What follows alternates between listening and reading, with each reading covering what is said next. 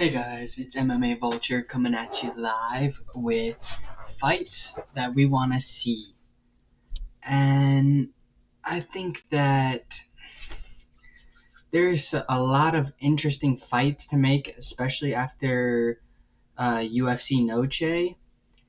And that's exactly what we're going to go ahead and discuss today is the fights that we want to see. And for the first matchup here, we have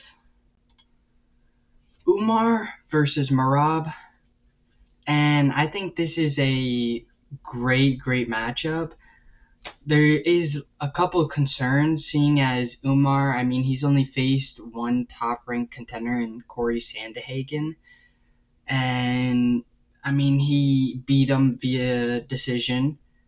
And he did look great against Corey Sandhagen. His grappling looked amazing. His striking also looked really good, which is I was very surprised because I did think that he was mainly like a grappler, but he showed that he could strike with the best of them in Corey Sandhagen. Now, as for Merab, we saw in his previous bout against O'Malley, he looked good.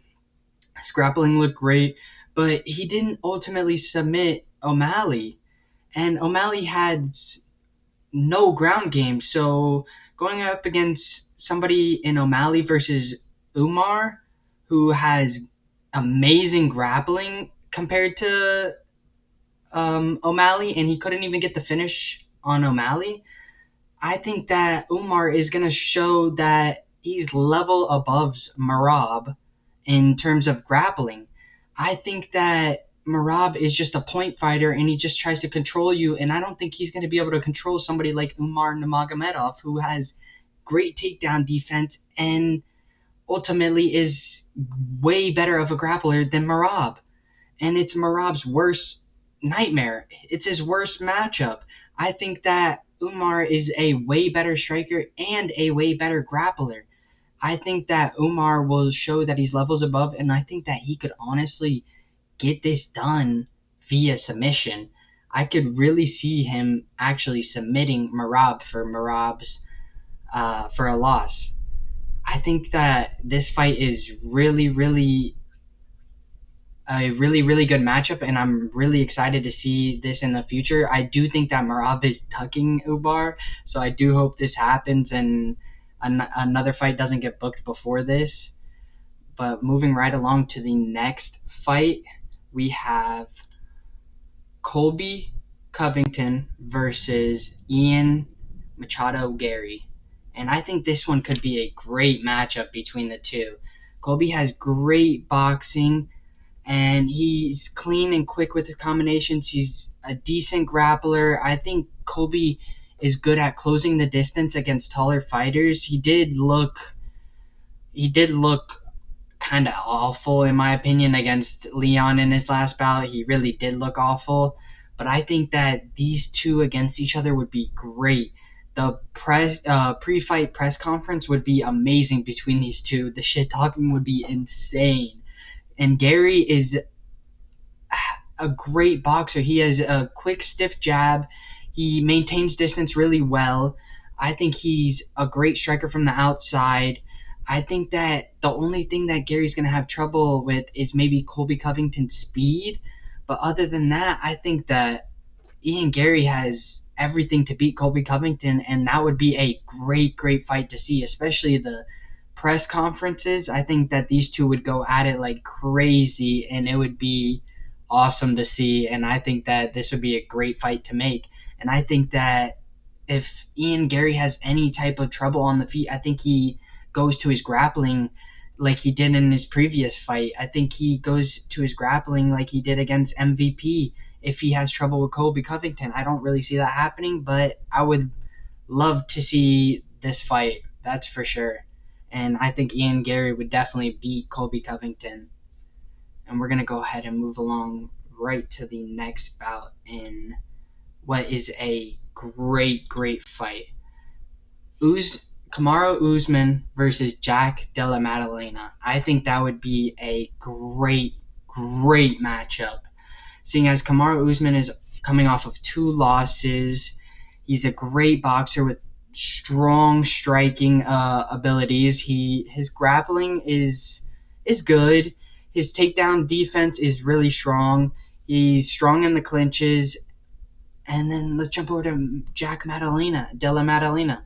He's a great boxer with one-punch knockout power. He mixes up his shots really well to the body and to the head. He has good low calf kicks. His grappling is good, which is why I think he has the advantage over Usman, in my opinion.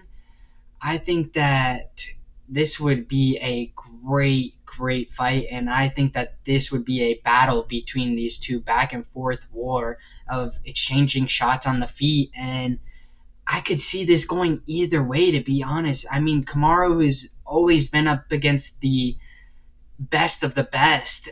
I'm not too sure. I think Jack Della Maddalena could apply a lot of pressure on Kamaru Usman, kind of like Hamzat did.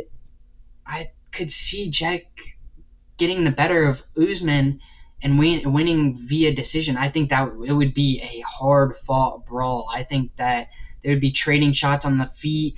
I think Jack would go for takedowns. I think that he would be able to take Kamaru Usman down. He'd definitely have struggle taking him down. I think Usman definitely has great takedown defense. But ultimately, I think he would just smother and pressure him and overwhelm him and ultimately beat Kamaru Usman. But I think that would be a great fight.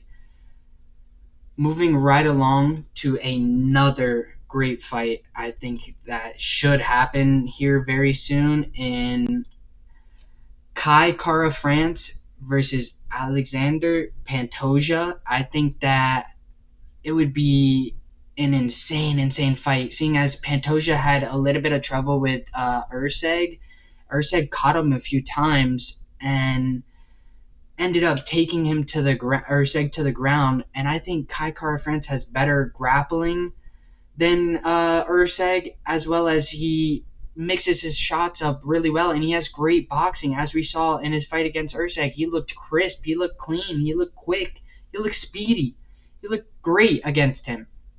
I think ultimately this could be a great fight. I think that they're in the grappling department. I think they're a lot closer than people would think. I think Pantoja has good grappling. He has great takedown defense. I think that Caio France is better, though. I think that he could shine on the feet for sure. I think Caio France has the striking advantage in this one. I think he might also have the grappling advantage. I think that Pantoja's grappling is great, but I think that Caio France is a little bit better. And I think that it would be a great matchup to see. I think that Caio France could end up ending him early, and I'm hoping that this fight really does happen in the future. I really see this being a great fight. I think that there is a lot of ways that they can go, but I think that this is the best way to go, seeing as Tyara, sorry if I botched the name, is versing number 1 in Brandon Royval. So this makes complete sense, having Caio France coming off the victory of Steve Urseg going up against the champion in which Steve Urseg just fought and gave him some trouble. I think Caio France could give him a lot more trouble, and it could be a very interesting fight. And moving right along to two matchups that I think are insane, and I'm really excited to bring up and show you guys. I think that these are amazing matchups that I really hope to see in the future.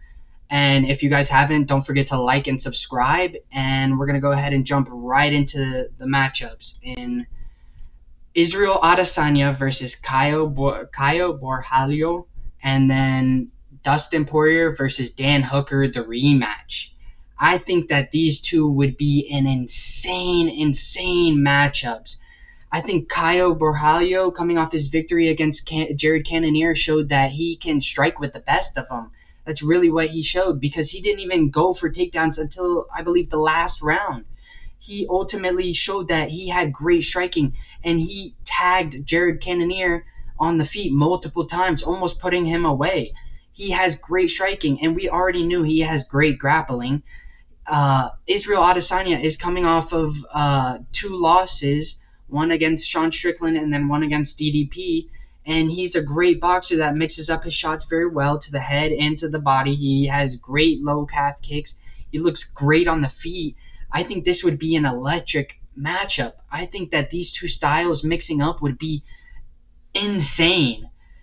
In which, obviously, like I just said, Caio Borralho coming off of a win against Jared Cannonier and Israel Adesanya coming off of 2 losses. It would be a great, great matchup, man.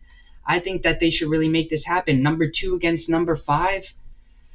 It would be insane. I think Borralho is going to have the advantage in terms of grappling. I think that um, Israel Adesanya's takedown defense is good, but he did look kind of out of it against DDP. He looked decent, but I think that this would be an electric matchup in young prospect coming after the old veteran and trying to take the belt or trying to take the top contender spot. I think this would be an amazing matchup. And then moving right along to the other side of it, we have Dustin Poirier versus Dan Hooker. If you guys haven't seen the first fight, go watch it. It was insane. It was electric. It was a brawl till the end. It was Dan Hooker looking good on the feet, as well as Dustin Poirier looking amazing on the feet with his counter lefts. He was looking amazing. And then Dan Hooker had a couple moments where he shined in the grappling department against Dustin Poirier and taking him down and maintaining control against him. But ultimately, Dustin Poirier looked better in the feet. But I think that coming into this, if they were to do a rematch, I think that Dan Hooker is going to look a lot crisper on the feet. I think it would be more of a close matchup in terms of boxing and striking wise. And I think, obviously, Dan Hooker is going to have the obvious grappling advantage. I think that this could be an absolute war. Just like the first battle, I think that this second battle would be even better. And I think that it would go differently. I think this time it would go Dan Hooker's way. And I think he would get the better of Dustin Poirier. And I would love to see these two matchups. These two matchups would be amazing, along with all the rest of them. But I think these two should be booked right now, to be honest. I think that these two matchups are insane, and I would love to see them. And that's it for today's video. Don't forget to like and subscribe, and I'll see you guys in the next one. Peace!